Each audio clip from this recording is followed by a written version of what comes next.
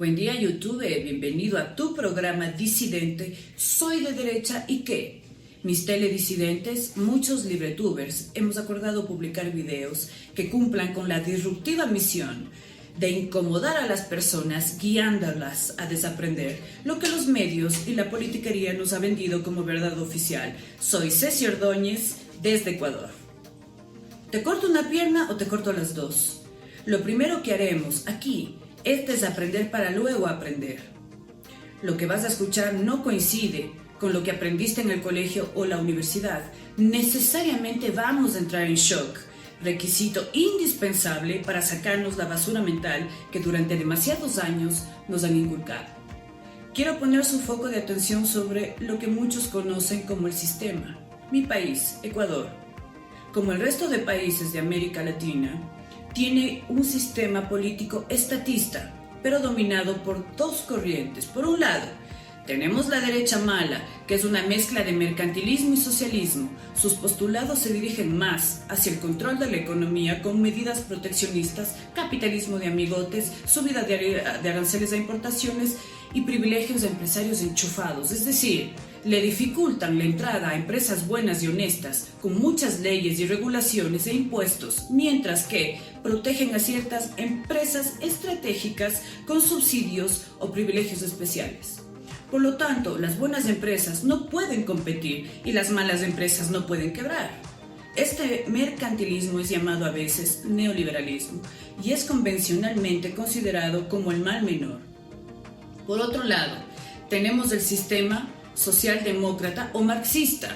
Este se enfoca en la parte social, la solidaridad con los pobres, los vulnerables, los excluidos, los discriminados, que sea dicho de paso, son calificativos propios del vocabulario socialista, generados bajo la etiqueta de justicia social, que no es otra cosa que ingeniería social, para obtener y generar cuantas instituciones públicas se les venga en gana, a costa de nuestros impuestos cada vez mayores. Estas instituciones, en su gran mayoría, son ineficientes y ausentes, pero eso sí, concentran una enorme nómina de funcionarios y burócratas sin mayores responsabilidades, salvo acrecentar el poder del Estado. Este sistema, el socialismo, es siempre la primera fase del comunismo, que es el mal mayor. Sin embargo, tanto el mercantilismo o neoliberalismo como el socialismo resultan en estatismo. Estos dos males nos proponen dos opciones: te corto una pierna o te corto las dos. ¿Y qué opción deberíamos tener los ciudadanos? Para explicarlo mejor, desde el punto de vista económico, tenemos dos bandos proponiendo economía dirigida, planificada y controlada. Una es el bando del Estado o economía social de mercado, que es propia del socialismo y muy cercana al mercantilismo, como veremos más adelante. La cara faltante es la economía de libre mercado, que es la economía que espontáneamente surge entre la interacción de individuos libres, es decir, usted, yo, comerciantes ambulantes, obreros, emprendedores, empresarios, madres de familia, sistema financiero, jóvenes, etc. Esta economía es mucho más armoniosa y ordenada que la que intentan imponernos desde el Estado los expertos en economía. Y ustedes, teledisidentes, se preguntarán, ¿cómo esta economía espontánea puede ser más ordenada que una dictada por expertos?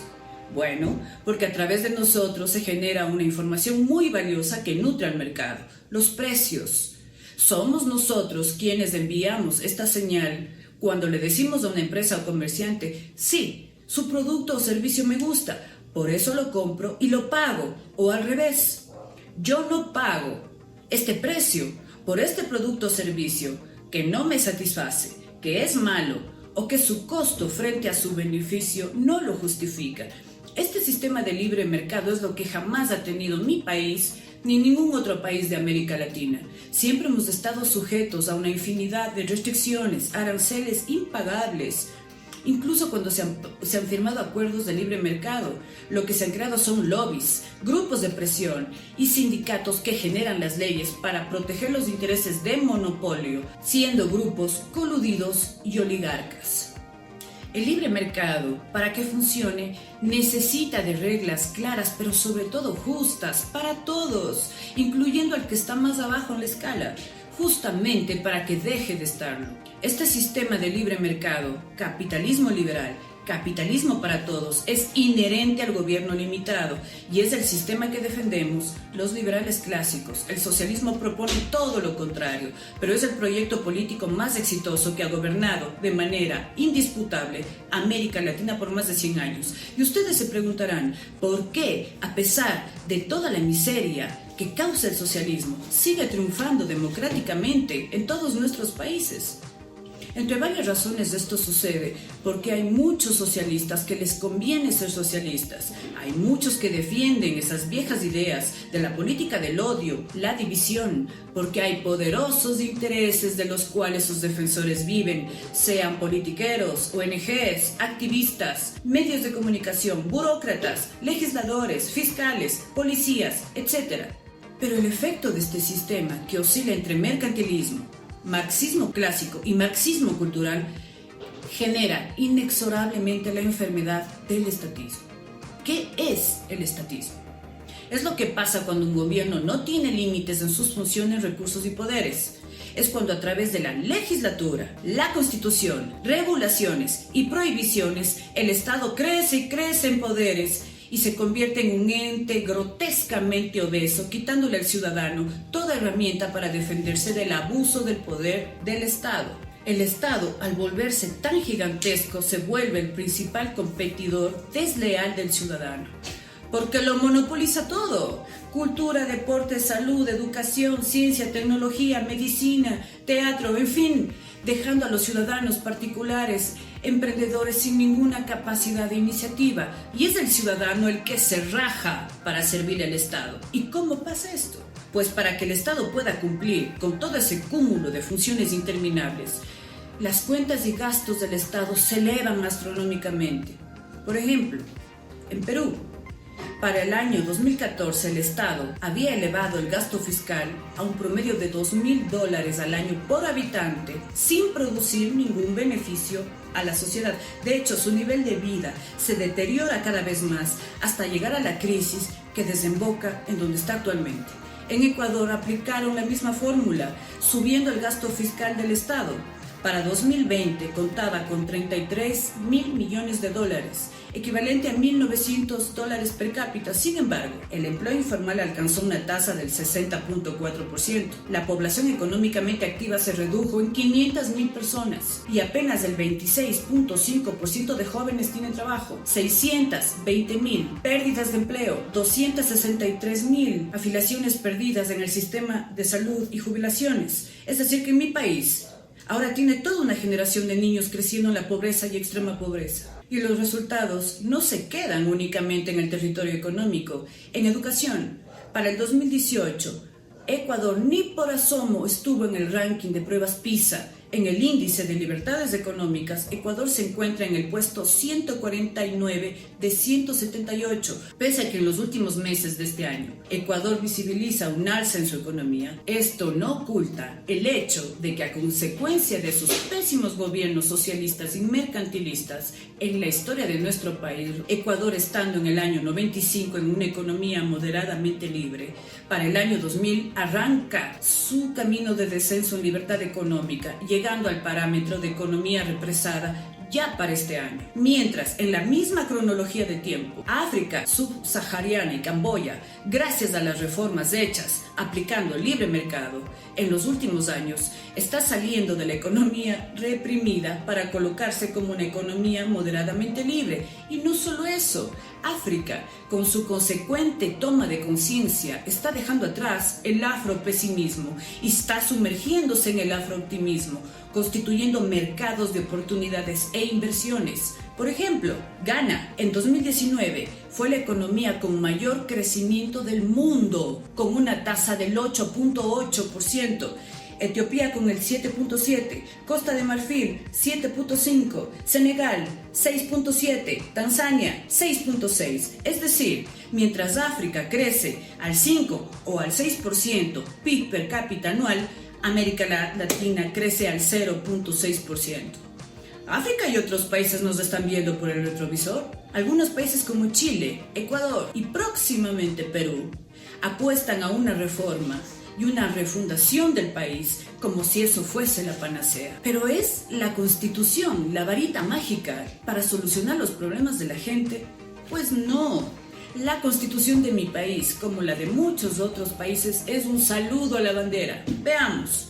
Ecuador está en el puesto número 1 del ranking de los 10 países que más derechos garantizan sus constituciones. Un total de 99 derechos, 99 cantos de sirena. Si a eso le sumamos el hecho de que Ecuador tiene un largo historial que le ha otorgado 20 constituciones, siendo superado por República Dominicana con 32 constituciones, Venezuela con 26 o Bolivia con 19. Los países desarrollados, por el contrario, mantienen sus constituciones. En este grupo está, por ejemplo, Estados Unidos, Suiza o Japón, y otros países desarrollados jamás han tenido una constitución, como Nueva Zelanda, Hong Kong o Inglaterra. El constitucionalismo excesivo es servil al estatismo y destruye la estabilidad en términos jurídicos, políticos, sociales, económicos, incluso de formación de partidos políticos, mediante reglas que empiezan desde cero una y otra vez. En el caso de Ecuador, 20 veces, con 20 constituciones. Hay que poner las cosas en claro. Primero, las constituciones no deben ser un pliego sin fin de aspiraciones sociales, mal llamado derechos.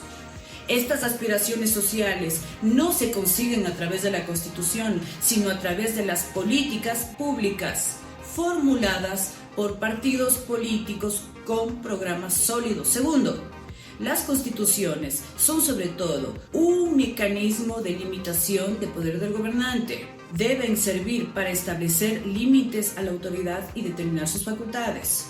Determinan cuál es la forma del Estado y del gobierno.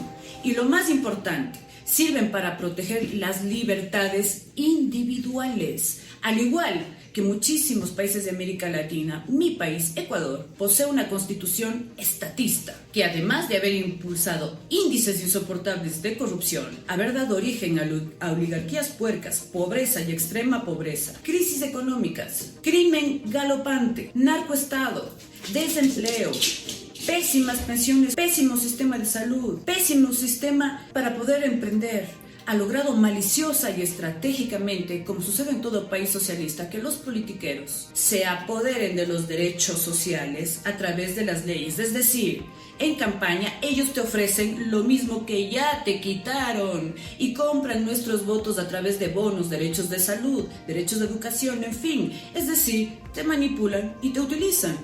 Asfixian al sector privado mediante la demonización del concepto de lucro y la creación de leyes nocivas para el comercio. Y finalmente, alimentan el hiperpresidencialismo y creciente poder del Estado frente al individuo en todos los ámbitos de la vida pública y privada, a través de las trampas legales y de las permanentes discusiones interminables sobre legitimidad. ¿Cuál es la salida para estos problemas? Para combatir el estatismo, el socialismo, el mercantilismo, el avance de la agenda globalista, ¿cómo derogamos las leyes que tanto nos asfixian? ¿Cómo le damos paso a la verdadera política? Pues bien, se necesita un proyecto político que realmente le haga frente al socialismo y que integre a nuestros países, uno que se sustente en la doctrina filosófica y política del liberalismo clásico. Pero esto será todo por hoy, mis queridos teledisidentes. Nos seguiremos viendo en próximos videos por el canal Por Ahora TV. No olvides dejar tu like y suscribirte. Si estás buscando un programa completo de formación política basada en el liberalismo clásico, inscríbete en el programa La Realidad, dictado por el profesor Alberto Mansuetti. Aquí te dejo el mensaje de descripción y también puedes escribirme a mi correo electrónico que te dejo aquí en esta otra descripción.